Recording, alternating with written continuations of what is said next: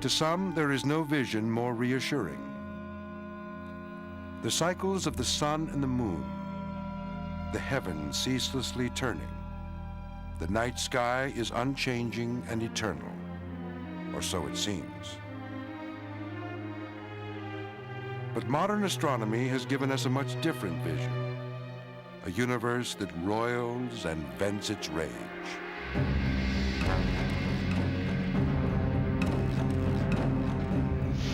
Fierce radiation jets that erupt from newborn stars.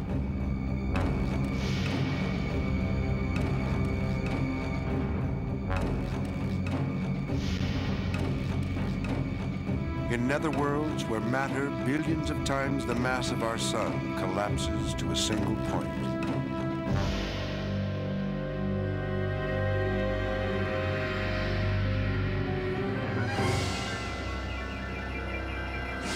In the most violent explosion since the Big Bang, the supernova.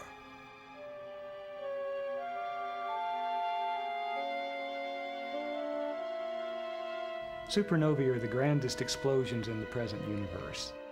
They put out in a period of 10 seconds as much energy as all of the stars and galaxies and quasars in the rest of the observable universe put together. And the energy is not just a great fireworks display, it also gives rise to a shock wave that propagates through the star, and the conditions in that shock wave give rise to a lot of the elements of which planets and you and I are created. In the cataclysmic energy of a supernova, astronomers are studying the nature of the universe, its past and its ultimate future.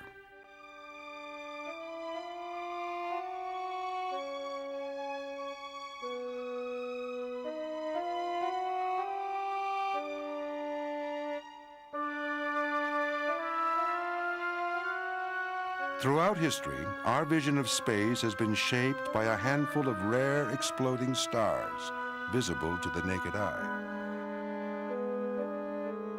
In the year 1054, stargazers in North America spotted a supernova near a crescent moon.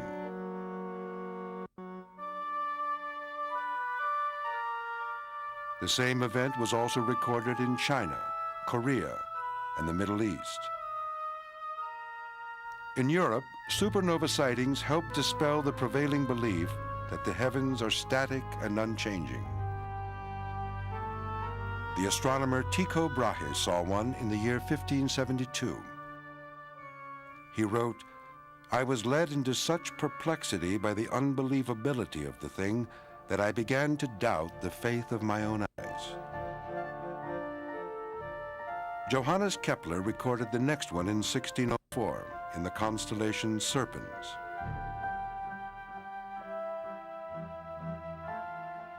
Galileo used it to make his case for a whole new approach to astronomy, based on the idea that change is a fundamental part of the cosmos.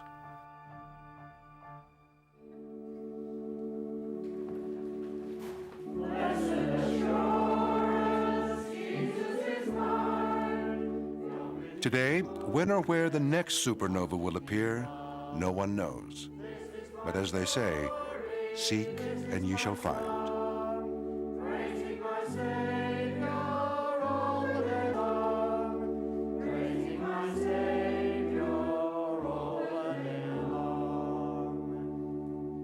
The Lord bless you and keep you. The Lord make his face to shine. By day, Reverend Bob Evans preaches the gospel to the devoted faithful in churches near the town of Coonabarabran, Australia. Now and forevermore. Amen. But he has another flock he knows just as intimately.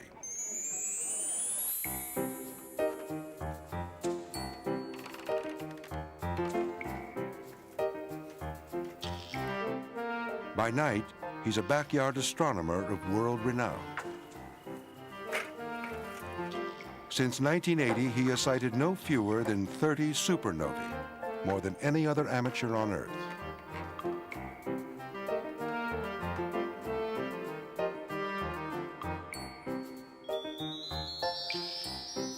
On the side of his telescope, he's chalked up the locations and dates of his discoveries. The secret to Evans' success is his familiarity with the night sky. He has thousands of galaxies committed to memory and can spot the sudden brightening of stars within them. In this particular case, the new star appeared in the middle of the dark dust lane. Back in 1985, a supernova appeared in this galaxy, and this other photograph shows us the supernova here in the ring of the galaxy. I found it with a 10-inch telescope from a spot beside the road near the town of Bathurst, a long way from home.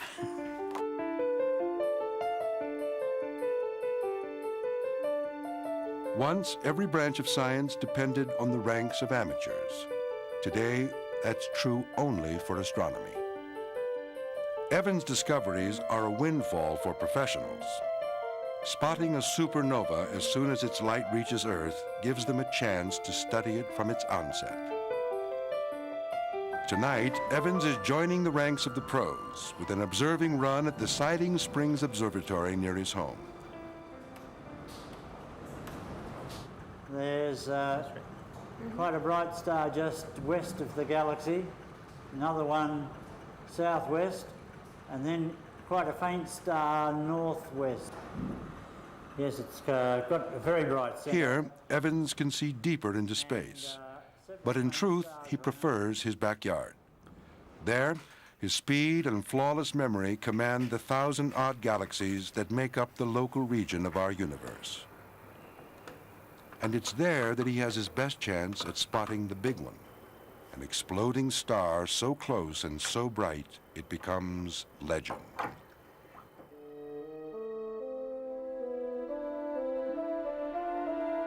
Only one like that has appeared in the nearly 400 years since Galileo's time.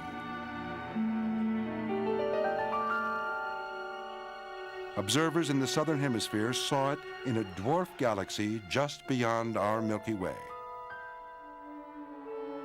For many astronomers, this was the event of a lifetime. Supernova 1987A in the Large Magellanic Cloud has been a big adventure for me. I remember on the day in February in 1987 when I got a phone call and somebody said, "Have you heard about the supernova?" It was clear that something big had happened. Now, more than a decade later, they are still tracking the progress of 87A. Ultraviolet rays bursting from the supernova have caused clouds of gas, expelled long before the explosion, to glow like giant fluorescent rings. And now we're getting a chance to see the whole star and its neighborhood by using the space telescope to observe the expanding debris and the stuff that was in the neighborhood that was really lost from the star before the explosion. So we get a whole chance to check out the theory of stellar evolution and the theory for the mechanics of supernovae by looking at a good case. And 1987A is sure the best case that we've had. In the brilliant drama of a star's death, we glimpse the violence that ruled its life. Stars spend their entire life fighting gravity. If there would be no other force, gravity would pull all parts of the star and make it collapse to a point. What the star manages to do is to ignite nuclear reactions at the center of the star, which cause a very high temperature and high pressure. And this pressure gives an outwards force which holds the star against gravity. So only as long as the star has this nuclear energy available, it can really hold against gravity. Stars the size of our sun can keep the inward pull of gravity in check and burn for billions of years. Not so for a large star. It burns hot and fast and steadily packs its core with denser and denser elements. And as it evolves, it burns lighter elements into heavier ones. Hydrogen into helium, helium into carbon, carbon into magnesium, and so on. And eventually reaching the heaviest element that nuclear fusion can produce, iron, in its core. And so when you have a mass of iron, about 1.5 times the mass of the sun, it no longer has a source of nuclear energy to hold itself up. Before it actually blows up, a star is first seized with convulsions. It throws its outer layers into the surrounding galaxy. Eta Carinae is a star nearly 100 times the mass of our sun, and a supernova waiting to happen. It has expelled 2 fiery lobes of gas that stretch 9 trillion miles from end to end.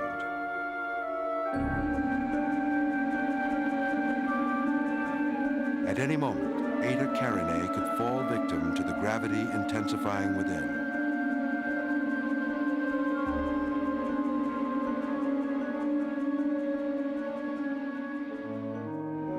This computer simulation shows the cataclysm that can unfold within a large star's core.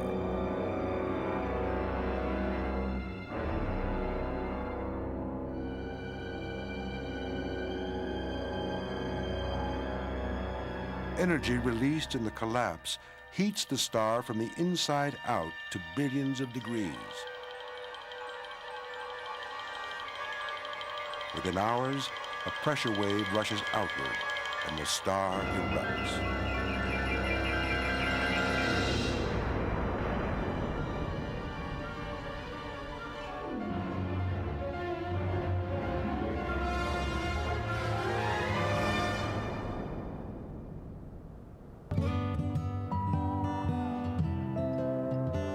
Our models of supernova explosions are steadily improving. Now, astronomers have begun to enlist them in the study of even larger forces at work in the universe.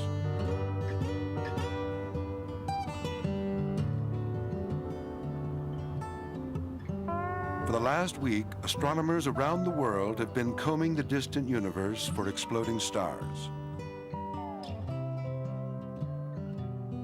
Tonight, with a dozen sightings in hand, a team has come to Hawaii's Mauna Kea volcano. Their destination is the Keck Observatory, and one of the largest and most advanced telescopes in the world. That's right. You know, 11's back in the picture again, and 13. 13 also. is definitely. And that's very nice because it's that's 4. very nice. Yeah. Yeah. That's a little bit inefficient, you know, going back and forth. No, because no. The setup is. But I mean, if all we have is half a night or something like that, and we Right. can just knock off everything that we can see in half a night. Okay, it looks like we're getting ready to open. So let's just go ahead and do it.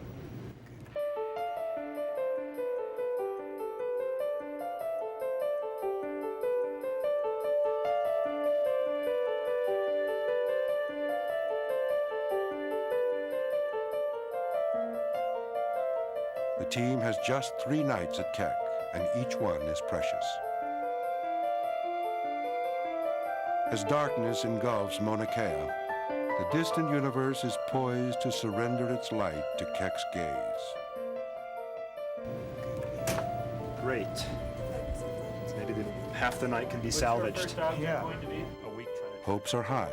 Wrong and. Okay, I'm going to start an exposure. This will be number 69 on the low-res disc. So your first object is HD 19445. That's not so bad. Can't complain. So we're at the hairy edge, Yeah. but we might be able to actually get some good data. Certainly seeing a star this faint great, yeah. coming in so brightly means that I don't think we have a huge thick layer of clouds out there.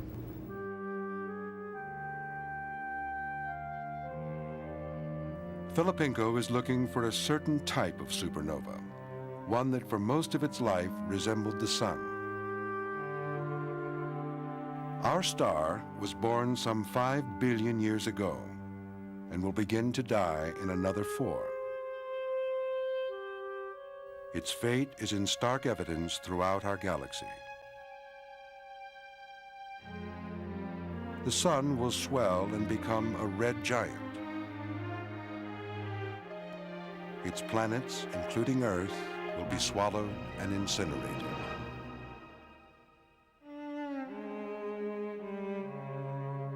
A billion years later, it will begin to convulse and expel its outer layers.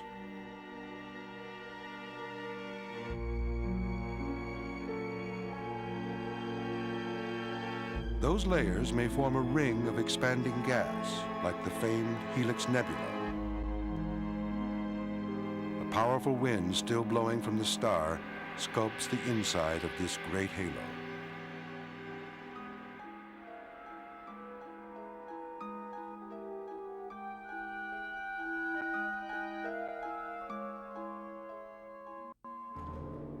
In the center is the star's exposed heart. Known as a white dwarf, it is the size of Earth, 1/1,000,000th what it once was. If by chance another star is in orbit around a white dwarf, something extraordinary can happen. The intense gravity of the white dwarf draws gas from its companion.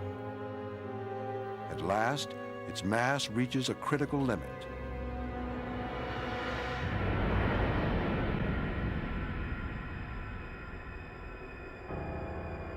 Astronomers can determine how bright this type of supernova should be. The dimmer one appears to us, the farther away it is. These are the most powerful explosions we know of in the universe, aside from the creation of the universe itself, the Big Bang. Besides being exciting, the power of the explosions makes these objects visible at very great distances, which is what makes it possible for Saul and myself to look for these things and use them to study cosmologically interesting parameters like the expansion rate of the universe and the curvature of the universe. These are among the most luminous objects we know of. Okay, let's see. For all Filipinko's grand ambitions, his time is running short. Skies are turning overcast. Ouch. Well, there's something there. All right, so yeah, There's one trace. Oh yeah, There's a yeah. trace. It is the, Oh, man. Why is it so much fainter? I think there's a cloud passing through our field right now. Yeah, things are not very good right now. They're getting worse. As much as any telescope, patience is the astronomer's tool. They can only hope the weather clears. In any given galaxy, supernovae are rare events, about one every century. And yet their impact is profound. I study exploding stars partly because I find the concept that atoms in my body were cooked up inside stars, and especially inside exploding stars. I find that concept to be completely mind-blowing, and I'd like to understand the process by which this occurs in the universe. Really, we're studying our own origins at a very fundamental level. Exploding stars are the wellspring of life. Evidence abounds in our own galaxy. They seed their environments with carbon, oxygen, iron, and other elements necessary for life. Destruction is by no means the supernova's only legacy. Aside from just being dramatic explosions and making the heavy elements, supernovae influence their surroundings. The gas and dust that exists between the stars, the so-called interstellar medium, is shoved around by the supernovae. It blows bubbles in them. It can compress clouds that might be ready to form and perhaps trigger star formation.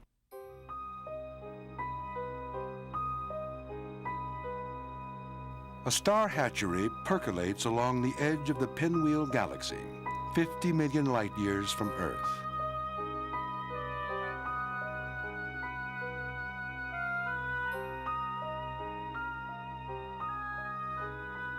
This massive cloud of gas is lush with regeneration.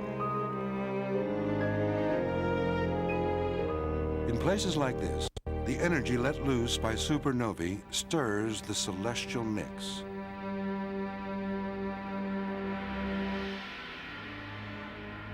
Shock waves from the explosion cause gas to condense, then ignite. Stars are born, sometimes hundreds at a time.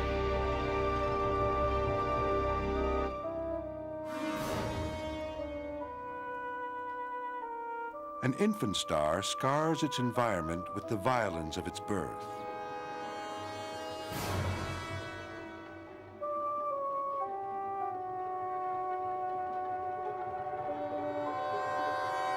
As matter collapses inward, jets of radiation burst forth like machine gun rounds.